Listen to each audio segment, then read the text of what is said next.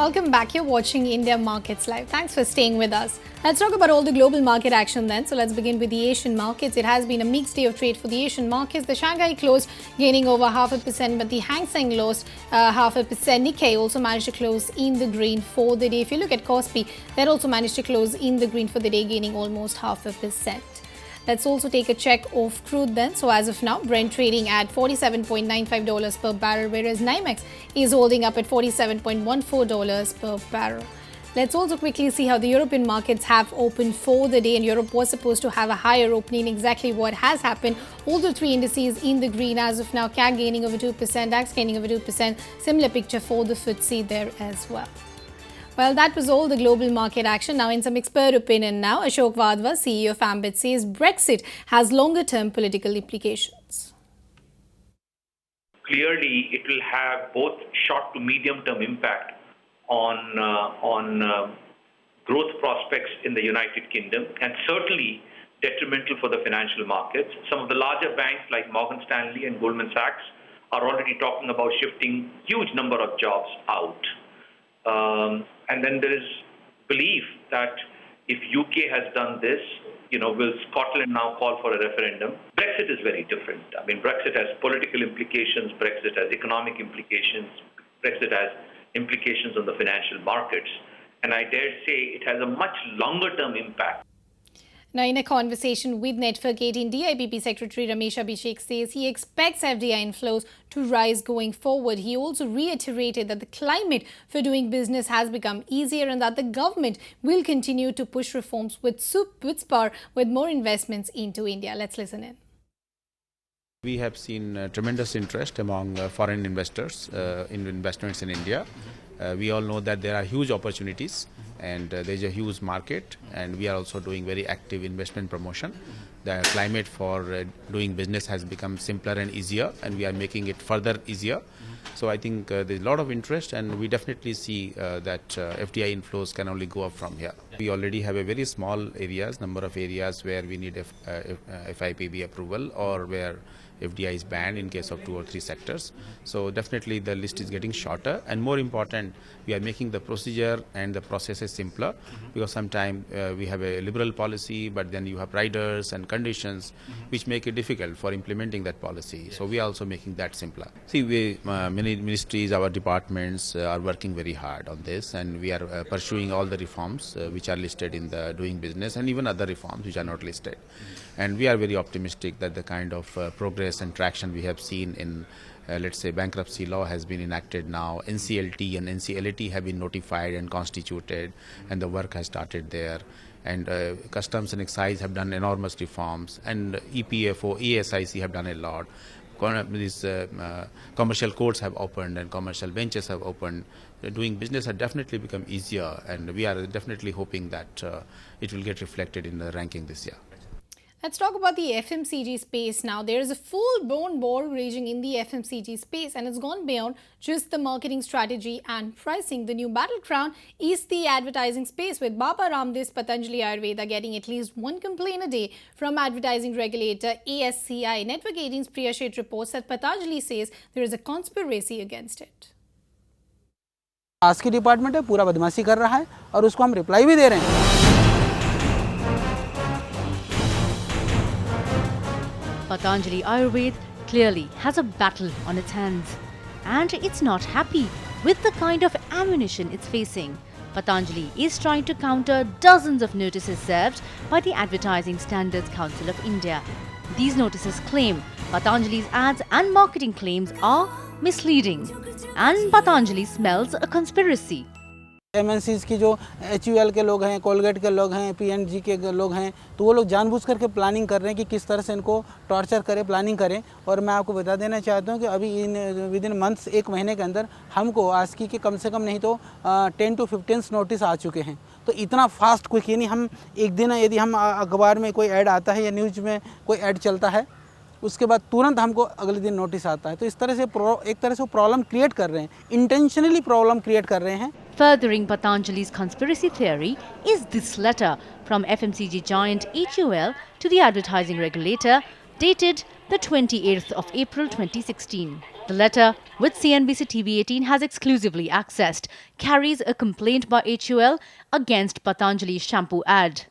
Patanjali says it will take legal action against these complaints and against ASCI as well.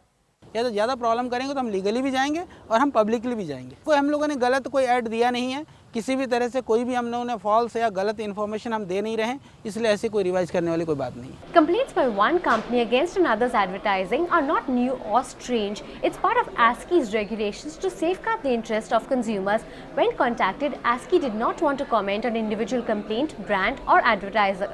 HUL too did not want to comment as far as inter-industry issues are concerned. However, HUL did qualify this response, saying advertising claims must be truthful, non-misleading and backed by scientific evidence, and that while HUL follows these principles rigorously, it expects all industry members to do the same. The food regulator has confirmed to Network 18 that nearly 4,000 packaged water companies in the country are operating without a license, and steps are being taken to set this right. Network 18 Shweta Kothari has this report. The next time you quench your thirst with a bottle of water purchased from your neighborhood Kirana store, don't forget to check the label. Documents obtained exclusively by CNBC TV18 show that nearly 4,000 food business operators dealing with packaged water do not have an FSSAI license. Also, of the total 6,000 food business operators in the country, only 1,500 have both an FSSAI license and BIS certification. The good news is the top 20 packaged water brands are on the right side of the law. There must have been some kind of a communication gap amongst these businesses, whether or not they are required to have FSSAI license. So we are approaching them and we are not finding any resistance whatsoever from these businesses to obtain FSSAI license. The Bureau of Indian Standards is learnt to have told the FSSAI that nearly 80% of the companies dealing with packaged water are in direct violation of the FSS Act of 2006. But the BIS's hands are tied. BIS is responsible for ensuring standards of packaged water. In fact, FSSAI has delegated that responsibility to BIS. Now, BIS, in terms of its authority, does not have any powers of prosecution. So, if there is any problem with packaged water, they can cancel the license of the manufacturer and cannot persecute him. Now, there is no talk of giving BIS more teeth at the moment, but the food regulator has definitely stepped up. It has written to state food commissioners to crack down on unlicensed packaged drinking water.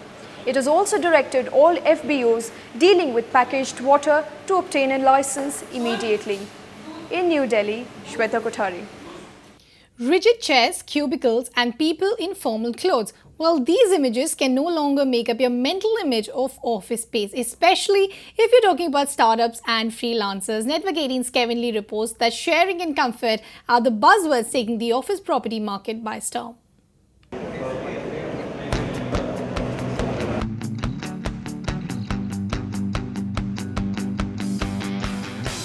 You will not be blamed for confusing these rooms for restaurants or cafes, but you might offend the increasing number of people who call these places offices.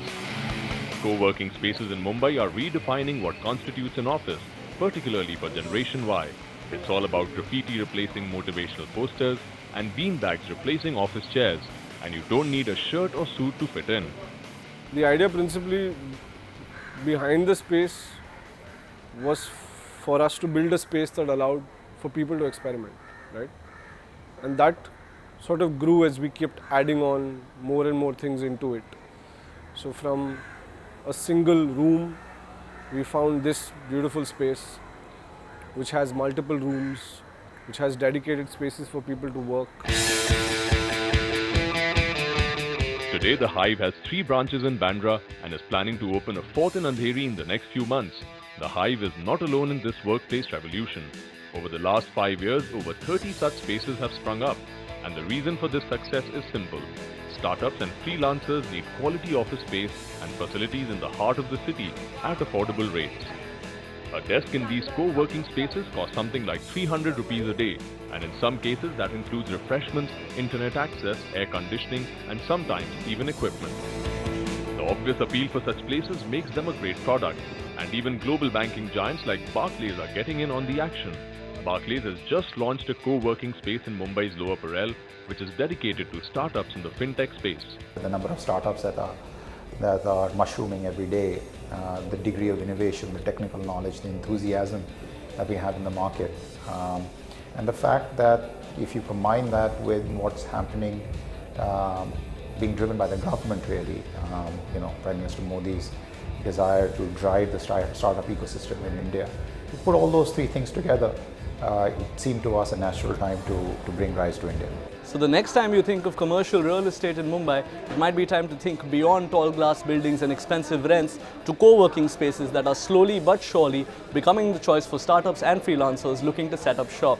In Mumbai with Areeb Sherwani, Kevin Lee. Well, that's all that we have from the Markets Desk. Thanks for watching.